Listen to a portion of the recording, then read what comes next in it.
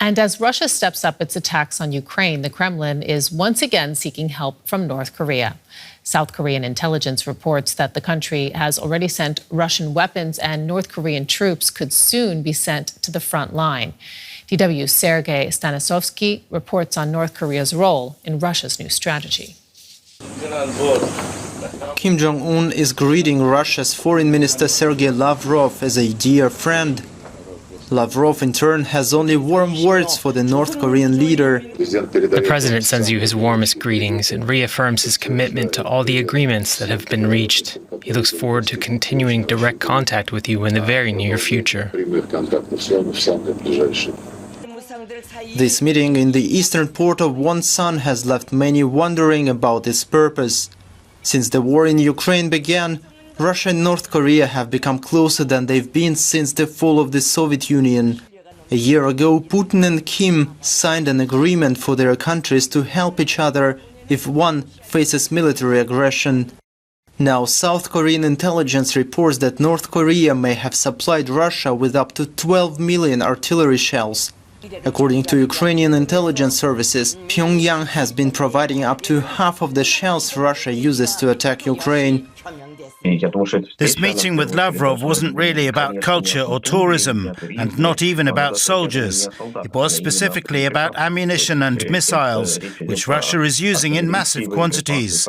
North Korea's planned economy happens to overproduce exactly those kinds of items in equally massive quantities. Russia may be investing there now. Another clear area of cooperation between Russia and North Korea is military support. The countries haven't revealed how many North Korean troops are ready to help Russia. According to Ukrainian and allied intelligence, up to 30,000 North Korean troops could be sent to the front by the end of summer. The North Korean army is larger than Russia's, so this is just a very small fraction. But these are special operations forces. They avoid sending ground troops because they're not very combat ready. Much of their time is spent working in the fields or studying the leader's ideology, but their special forces are fairly well trained. Last fall, South Korean intelligence reported that around 12,000 North Korean soldiers were sent to assist Russia. In this footage from January, a Ukrainian investigator is believed to be questioning one of those soldiers captured by Ukrainian forces. Without help from allies, including North Korea, it would be difficult for Russia to step up its attacks on Ukraine, as it is doing now. Russia is not waging this war alone, as many people wrongly assume, but with the support of its allies. For example, one can observe the use of North Korean ballistic missiles. It gives Russia the capability to carry out drone attacks with an intensity of over 700 strikes. As the West urges Russia to end the war, Russia's former president Dmitry Medvedev has just promised to step up attacks on Ukraine. And let's get more now. We are joined by Frank Ledvig, military expert and senior lecturer in strategic studies at Portsmouth University. So what is your take on this? Will there be North Koreans fighting for Russia in Ukraine soon? Good morning, Sarah. Yes, I think so. The South Korean parliament was briefed by their National Intelligence Service about a month ago on this. And the estimates range up for between about 15 to 30,000 troops. I would say on the lower end of that. So yes, I think we will be seeing more North Korean assistance on the front. The question is, of course, what kind of assistance and what difference they will make. What difference do you think they'll make? Well, I think it's very important not to underestimate, and I think one of the experts on there before hinted at that, underestimate these troops. They're on a learning cycle. That's why they're going. They're not, the Russians don't need them. They don't have a manpower problem particularly. The purpose for the North Koreans is to get training. Indeed, at the end of last year, there was a conference, believe it or not, in North Korea, as you would expect, to analyze the performance of these troops. So what we're going to see there, we're going to see missile troops, of course, for the KN-23 missiles that cause Ukraine so many problems. We'll also be seeing light infantry. Now, those will be prepared and trained according to the experience of last year. So we can't expect them to be used as cannon fodder or anything like that. They will be reasonably effective. But as I say, the Russians don't particularly need them.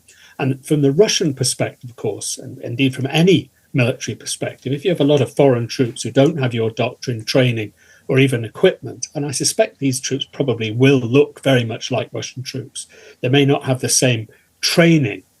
That can sometimes be a drag on Russian or indeed any other national military effort. But they will certainly help from the missile perspective, from the engineering perspective. They will send engineering construction troops as well. So it's not a negative, and it will contribute to the Russian effort, no doubt about it. Why do you think North Korea is doing this? What's in it for Kim Jong-un? Yeah, great question. Well, for Kim Jong-un, two things. First of all, they're going to get money for this. There will be money, so cash, which North Korea needs for obvious reasons. But secondly, and I think this is genuinely really important, and this is, I think, what's worrying South Korean analysts, is North Korea will be getting, the North Korean army, and particularly the units being sent to the more elite units like the 11 Storm Corps, which were reportedly deployed, and the Reconnaissance General Bureau. And that soldier you saw being interrogated there is probably from that. Those will be getting the kind of training that South Korea prefer they didn't in modern warfare, in drone warfare, in modern operations, and in the intensity of modern combat. So North Korea will be getting that kind of experience, and that's really, really valuable in a modern army to get real combat experience. Bearing in mind, of course, on the other hand, very few NATO countries have that kind of experience. So that's important for the North Koreans, no question. Who should be worried about that combat experience? I mean, is North Korea preparing for a war of its own, you think? Is this the positioning? Well, North Korea will say it's always preparing for war, and wars are just around the corner. And I think the key for the West, for our allies, if you like, is the danger that this presents or will present, not just to Ukraine, of course, goes without saying, but to South Korea. This is the first time North Korean troops, and of course we had North Korean troops deployed last year, not terribly successfully, but they'll be learning.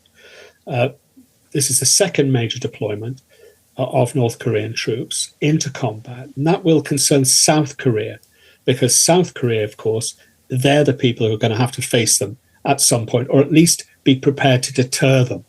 And that's the issue here. And clearly that's a little bit more difficult if you have a large group, divisional size, 10, 20,000 troops being deployed every year into a combat zone. Frank, just briefly, how do you think Ukraine and its partners should respond to all of this?